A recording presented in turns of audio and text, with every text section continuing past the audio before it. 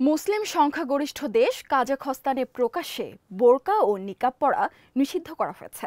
দেশটির পার্লামেন্ট এই নতুন আইন পাশ করেছে। এখন এটি চূড়ান্ত অনুমোদনের জন্য প্রেসিডেন্ট কাশিম জোমার্ট তোকায়েভের কাছে পাঠানো হয়েছে। কাজাখস্তানে জনসংখ্যার ৭০% মুসলিম। সরকার বলছে নিরাপত্তার কারণে এই সিদ্ধান্ত নেওয়া হয়েছে, কারণ মুখ ঢেকে রাখলে যে কাউকে চেনা কঠিন হয়, যা আইন শৃঙ্খলা রক্ষায় সমস্যা তৈরি করে। এছাড়া তারা চায় দেশের ধর্মনিরপেক্ষ সংস্কৃতি বজায় রাখতে।